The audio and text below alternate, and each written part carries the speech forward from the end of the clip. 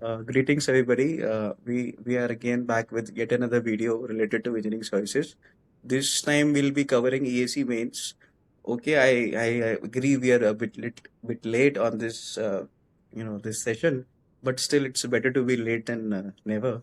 So I with me I have again we have Shubham Air 5 of EAC 2020 and Tushar who has cracked this exam multiple times. Like and another new face we have Sudhanshu with us who got ranked 2 in EAC 2023. He is currently in CPWD and yours truly. So we will be discussing, point wise, we'll be decoding this EAC mains examination, how in less time you can get more marks and how you can, be more efficient in its preparation and avoid any unnecessary content or maybe time wasting. Okay. So hi everybody. Hello. So I'll be starting with first thing is content. So one by one, you guys just share what content you referred for EAC mains, specifically for mains. Once you had cleared prelims, then what you started with. So Shubham, firstly you tell, and before that you can also share what was your background preparation. Even before prelims, we study somewhat for mains. So once your prelims was done, what things you were already prepared with, and then what was your strategy, next strategy?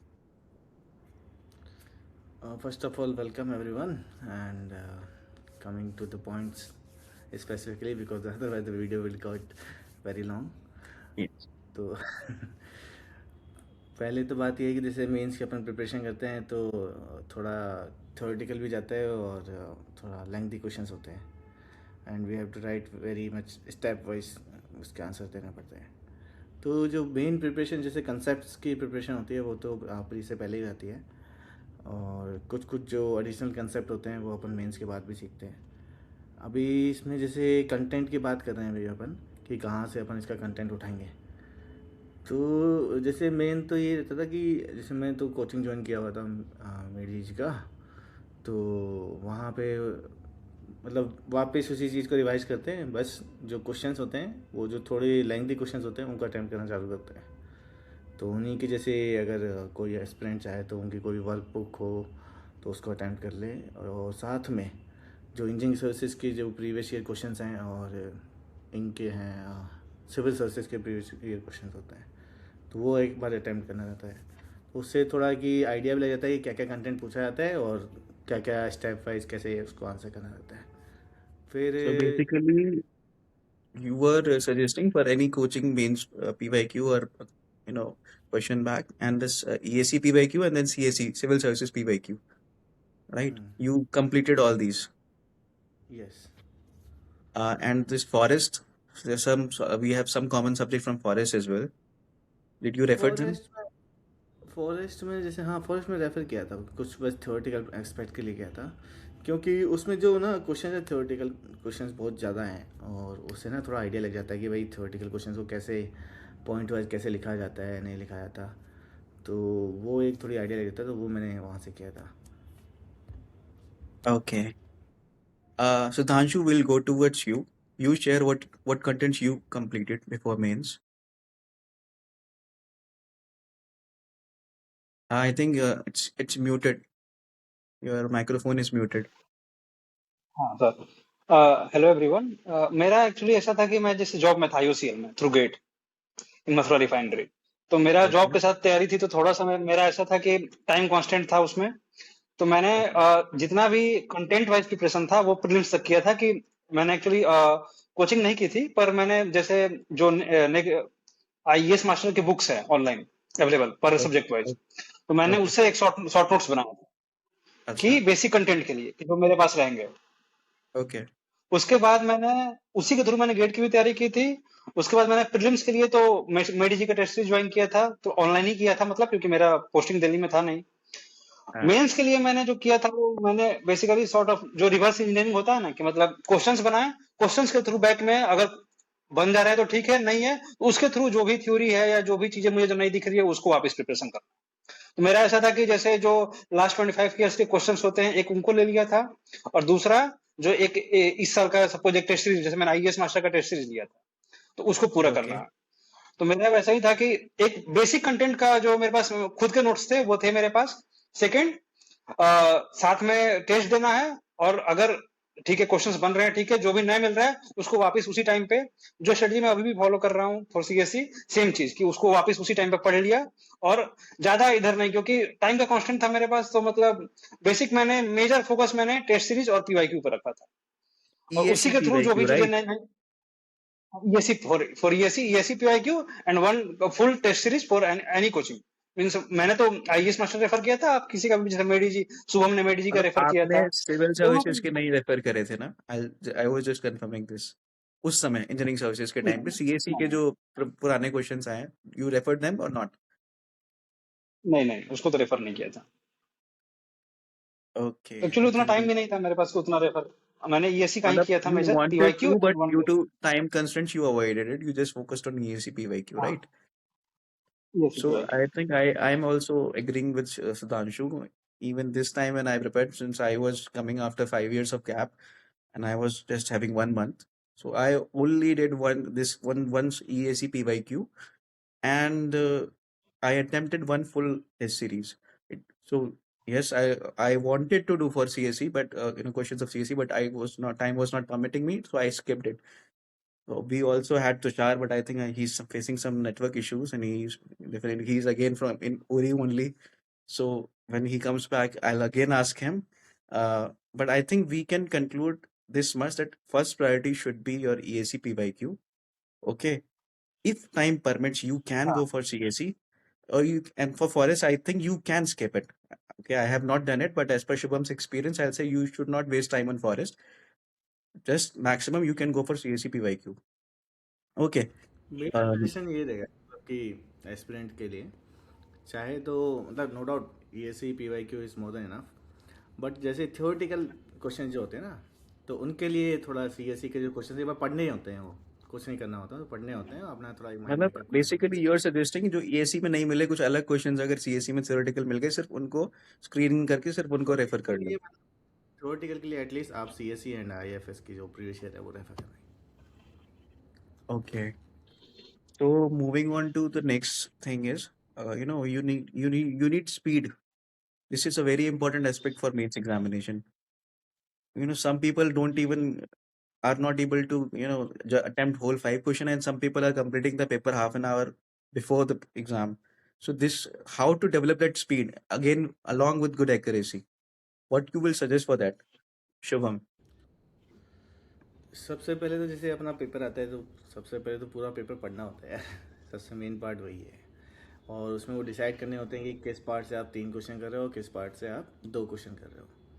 तो जैसे Okay. आपको हर question में क्या, वो नाम का एक question होता है, उसके अंदर 5 पार्ट होते हैं Hmm. हर क्वेश्चन के अंदर। तो पहले डिसाइड कर लो कि भाई कितना आप मैक्सिमम अटेम्प्ट कर पा रहे हो, कौन से क्वेश्चन हैं जो ईजी लग रहे हैं आपको, उस हिसाब से डिसाइड कर लो किस में 2 क्वेश्चन करने हैं, कौन से करने हैं, और किस में 3 क्वेश्चन करने हैं और कौन से करने हैं।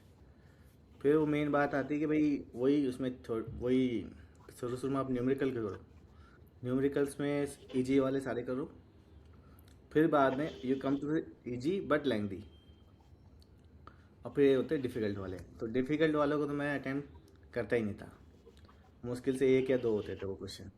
मैं कि भाई पहले इनको छोड़ो, मतलब मैं इनिशियल आई थिंक ये पूरा जो 2 राउंड लगाने में मुझे अराउंड 145 मिनट्स तक लग जाता था, 1 hour 45 minutes। फिर Okay. बाद में अपना थ्योरी पे आते थे, तो थ्योरी को करने में भी आधा घंटा चाहिए प्रॉपर। तो मतलब थ्योरी सारे को थ्योरेटिकल क्वेश्चंस आधे घंटे में फिनिश करने हैं, ऐसा माइंडसेट आधे था? घंटे में टारगेट ये था कि 2:30 तक ख़त्म थ्योरी, उसके बाद थ्योरी नहीं खींचेंगे। फिर Okay. बाद में अपने बचेंगे दो क्वेश्चन, जो 2 या 3 क्वेश्चन जो लेंदी वाले हैं ना, और Hmm. लास्ट में आपका क्या माइंड भी कैचअप कर लेता है स्पीड को, तो वो हाँ. 2 क्वेश्चन फिर वो या तो हो ही जाएगा, एक तो हो ही जाता है, और एक थोड़ा हाँ. सा बचता है कि हाँ. अगर लास्ट में क्लिक कर गया तो फिर वो भी हो जाता है, तो सारा पूरा अटेम्प्ट हो जाता है हमारा। Okay. I'll move on to Sudhanshu. Please enlighten. यार पहला तो जो इसने बताया कि जो फर्स्ट एस्पेक्ट पेपर पूरा पढ़ना है, वो तो सबके लिए मुझे लगता है कि जरूरी है। एक बार पता होना चाहिए कि कौन से क्वेश्चंस मुझे एग्जैक्टली पता है, कौन से नहीं है, ताकि स्टार्टिंग में एक बार वो मोमेंटम बनता है ना, तो वो चीजें फिर काफी सही हो जाती है। क्योंकि अगर पहला क्वेश्चन, जैसे मैंने एक बार उसके पहले भी जो मेंस दिया था, मेरा पहला मेंस था, उसमें मैंने एक दो क्वेश्चन अटेम्प्ट किए थे जो पहले वाले ही मुझे नहीं बने थे, और मेरा 1 घंटे लगभग 2-3 क्वेश्चन में 1 घंटे निकल गए थे, मतलब सब पार्ट में। तो काफी उससे दिक्कत हो गई थी, मतलब लास्ट तक फिर वो वही मोमेंटम रहा, पूरा अटेम्प्ट नहीं कर पाया। तो पहला तो पार्ट यही है। सेकंड, जो मेरा ये था कि मेरा जैसे कैलकुलेशन जो है मेरा थोड़ा सा स्ट्रांग पार्ट है, कि मतलब मैं थोड़ा जल्दी स्ट्रांग कैलकुलेशन कर लेता हूँ। तो मेरा ये था कि न्यूमेरिकल सिलेक्ट करो, पहले अपना जो भी सबसे पहले बन रहा है वो बना लिया। सेकंड में जो टफ वाला न्यूमेरिकल है वो, जो थ्योरी पार्ट है वो मैं लास्ट में करता था, और मेरा ऐसा फिक्स था कि मैं रखता था कि 2.5 आवर में पूरे क्वेश्चंस करने हैं, और लास्ट के आधे घंटे में सारे थ्योरी करूंगा लिख करके। मेरा अपना मतलब कि पर्सनल ये था कि मतलब मैं लास्ट में थ्योरी करूंगा, क्योंकि मेरे कैलकुलेशन मुझे करने हैं और मैं कर पाऊंगा। तो पहला ये था। लेकिन मैं ये बोलूंगा कि ये जो पार्ट है, किसी का ऑन है वो, हाँ, तो मेरा ये था कि मतलब ये, पर वो आइडियल स्ट्रेटजी ऐसा मैं नहीं बोलूंगा, अपने अपने ऊपर है वो, क्योंकि मैंने कितने बहुत लोगों से बात करी है, तो ये भी सुना है कि बहुत लोग ऐसे करते हैं। न्यूमेरिकल जो आपको आते हैं वो तो आप सबसे पहले अटेम्प्ट करिए, उसमें कोई दिक्कत नहीं है, वो सबसे मतलब मोस्ट कॉमन तरीका है जो लोग अपनाते हैं। सेकंड में, रेदर देन, अगर आपको ऐसा लगता है कि जो ऐसे न्यूमेरिकल से जो थोड़े बड़े हैं, कॉल आ रहा है, उसके चक्कर में इंटरवीन हो रहा है बार बार। ठीक, अभी बोलो।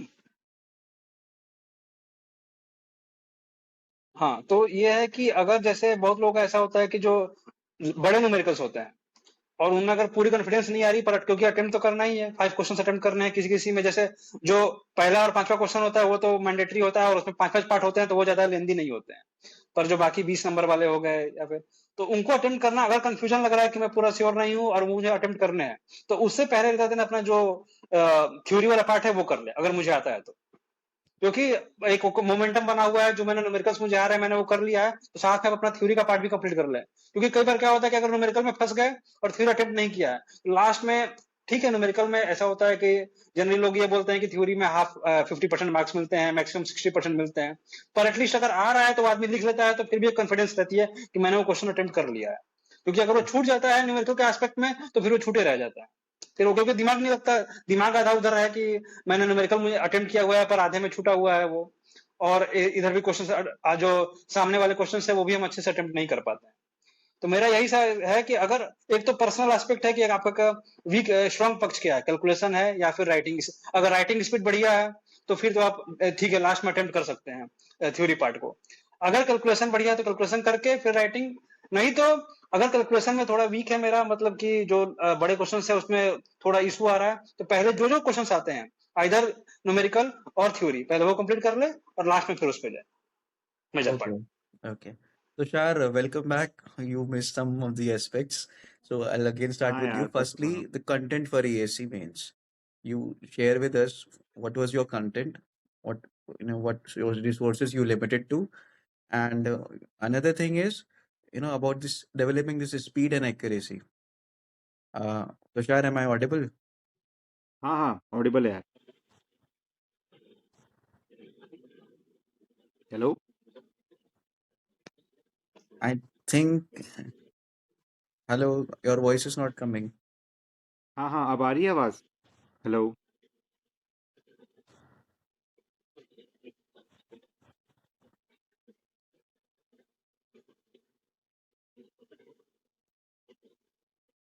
I think it's again some issue. Okay, in the this speed and accuracy part, I'll say I just did one test series in that.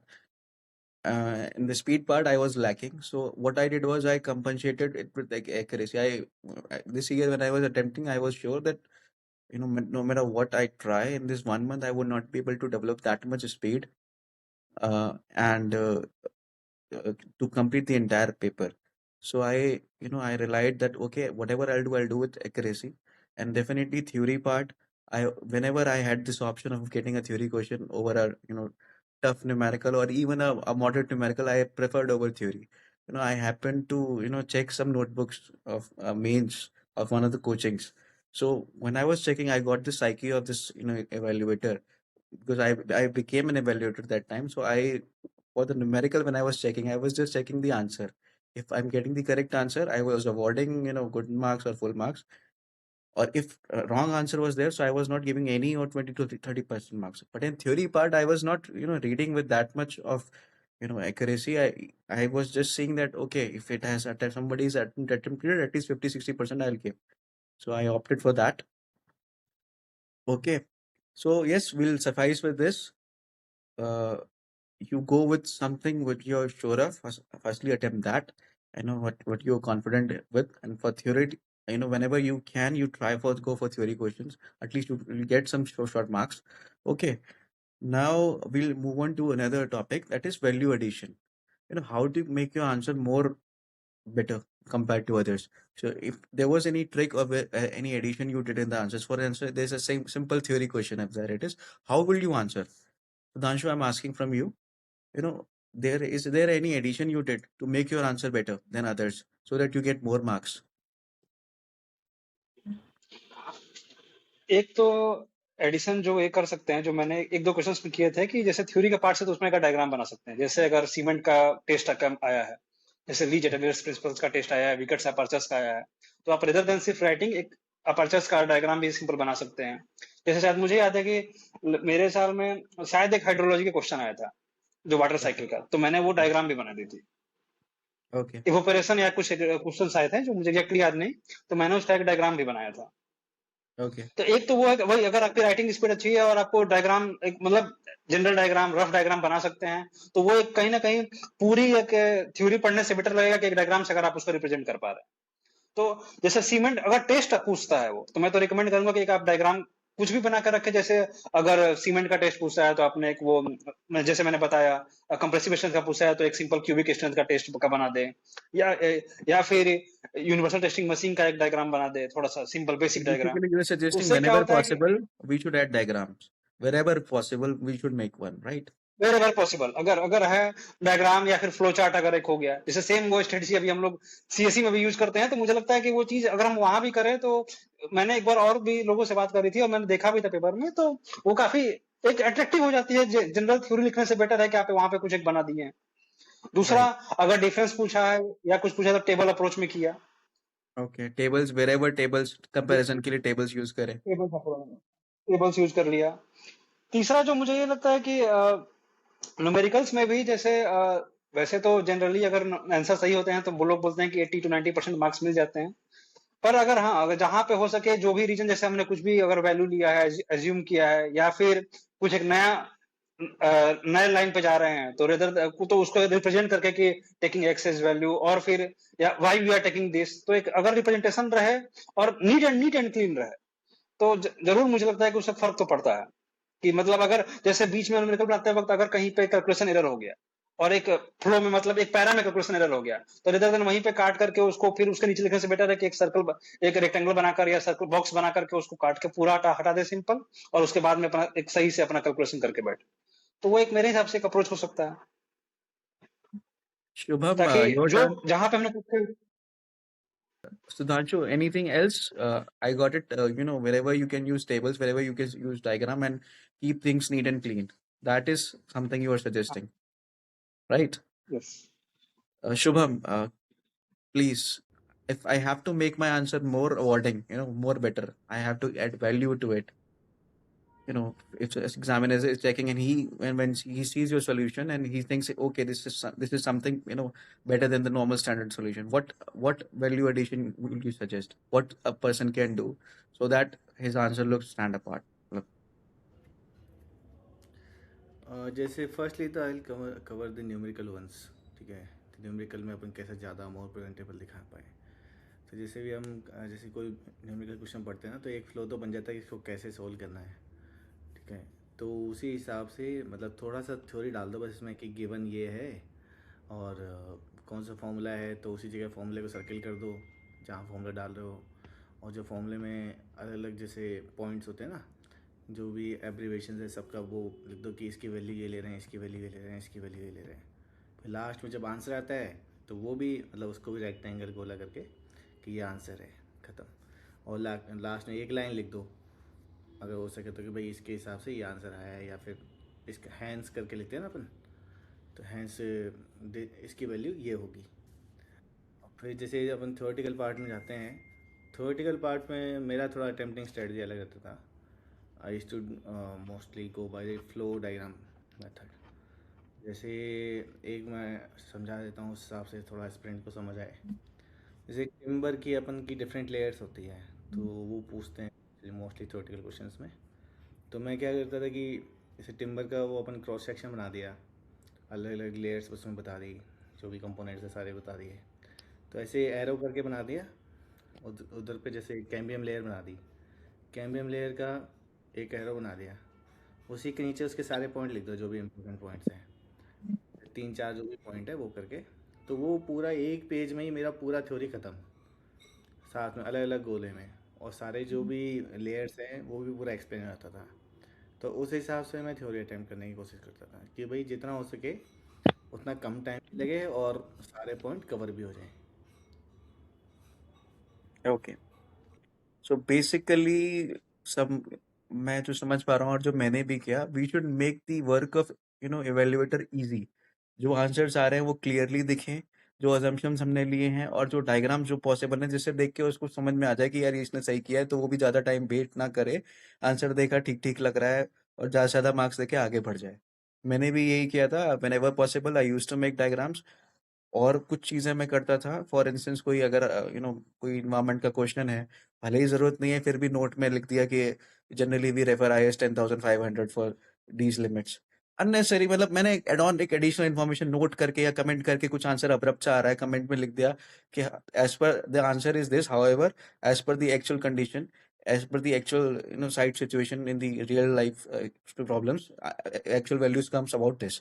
तो मैंने कुछ एडिशनल चीज़ें भी उसमें ऐड ऑन कर दी, जिससे उसकी मतलब जो मैं करता था, I am referring this, definitely I use to, wherever possible, I used to make diagrams, I used to use flow charts and tables, and this additional notes और comments, आंसर पे कमेंट कर दिया, या फिर आपको किसी चीज पे रिलेटेड कोई कोड पता है, उसका नाम ऐसे ही रेफर कर दिया कि इसमें जनरली हम इस कोड की गाइडलाइंस रेफर करते हैं, note.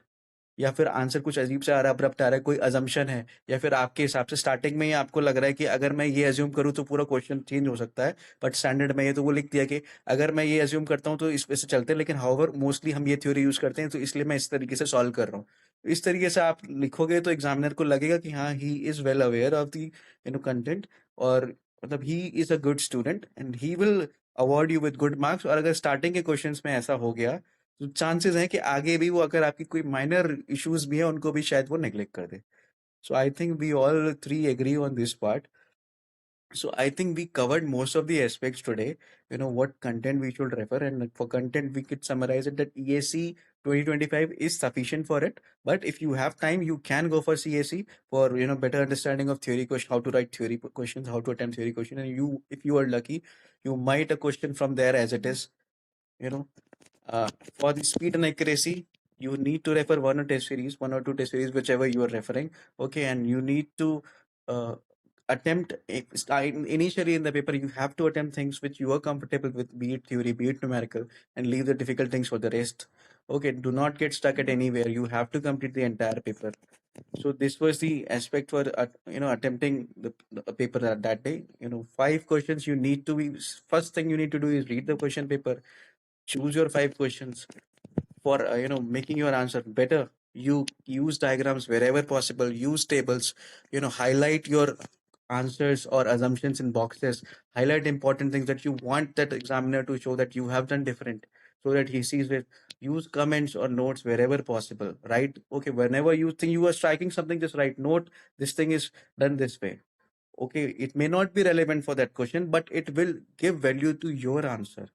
So I think, thank you guys for giving your inputs on this topic. I think I took around 1.5 hours of yours in this connecting issue, and we could not get insights from Tushar. He's in Nuri. He's facing some internet issues, but I think whatever we three discussed, this is sufficient for it. And you guys, if any point I missed today, if you want to add, please, you are free to add. Nothing missed. Everything was very fine. Summarized very well. Sudhanshu, हाँ, most of the points जैसे जो हमने बात की आपने काफी अच्छे से समराइज किया। एक दो जो मैं ये बोल सकता हूँ कि अब जैसे मैंने ईएससी का नहीं देखा है पर सीएससी में भी फॉलो हो रहा है, और शायद मैंने पिछली बार जो लड़कों ने ईएससी का भी दिया था तो उनसे बात कर रही थी, तो उनका ये था कि आजकल थोड़ा सा एक दो क्वेश्चन ऐसे रह रहे हैं जो थ्योरी बेस्ड, जो रिसेंट में न्यूज में रह रहे हैं, जैसे कि सॉलिड वेस्ट मैनेजमेंट हो गया या फिर डैम्स पे बन रहे हैं, ईआईए हो गया, इन्वायरमेंटल इंपैक्ट असेसमेंट। तो थोड़ा सा मेंस के अकॉर्डिंग समय भी अपने आप को थोड़ा सा करंट अफेयर्स का अवेयर रखें कि जैसे जो वो बिल्कुल ही रिलेटेड न्यूज है सिविल इंजीनियरिंग से, अगर वो बिल्कुल न्यूज में, जैसे इस साल जो है बहुत सारे जो वेस्ट मैनेजमेंट के रूल्स है वो चेंज हुआ है, और हमारे इन्वायरमेंटल में उसमें सॉलिड वेस्ट मैनेजमेंट का भी पार्ट है, तो उससे रिलेटेड अगर हो सके तो वो भी पढ़ सकते हैं क्योंकि थ्योरी में वो पूछने के चांसेस हैं। तो मैं ये बोलूंगा कि थोड़ा सा अपने आप को इससे भी देखते रहे कि क्या न्यूज में चल रहा है, कौन सा डिजाइन है, थोड़ा सा जो थ्योरी पार्ट के लिए है। जैसे आजकल बिल्डिंग मटेरियल्स में भी अब पेंट्स हो गए, या फिर जो पहले उसने नहीं पूछते थे आजकल वो भी ज्यादा पूछ रहे हैं। तो थोड़ा सा अपने आप को कोर्स को अपडेट करने की भी जरूरत है कि साथ में बेसिक तो चीजें कवर करें, साथ में करंट टेस्ट सीरीज जो है इसीलिए उसको भी लगाना, पीवाईक्यू के साथ साथ उसको भी लगाना जरूरी है कि कोई एक करंट टेस्ट सीरीज हो ताकि वो चीज भी कवर हो जाए कि क्या कुछ सिलेबस में अगर पैटर्न चेंज हो रही है, कुछ आ रहा है तो वो पार्ट भी रहे। और कोई नई टेक्नोलॉजी सिविल से रिलेटेड अगर न्यूज में है तो एटलीस्ट उसके बारे में थोड़ा गो थ्रू कर लें, तो थ्योरेटिकल क्वेश्चन हम अटेम्प्ट कर पाएंगे, बेसिक थ्योरेटिकल अटेम्प्ट कर क्वेश्चन, राइट? पाएंगे। दूसरे रेलवे, हमारे साल में 2023 में रेलवे से पूछा था कि रेलवे से भी पूछ दिया था कि थोड़ा उसके जो मॉडर्नाइजेशन ऑफ रेलवेज है, तो आजकल रेलवे में बहुत सारी चीजें चल रही हैं तो वो उससे पूछ सकते हैं। थोड़ा सा ज्यादा डिटेल में नहीं जाना, एक बेसिक ओवरव्यू आइडिया रहे हमारे पास एज ए इंजीनियर बस। Okay. Thank you, Sudhanshu. Thank you, Shubham, for your valuable time. And I'll again contact you if I get any another idea or any another insight that may be helpful for the aspiring candidates. Okay. Thank you, guys. I'm thank you, just winding up this video. Okay. Bye.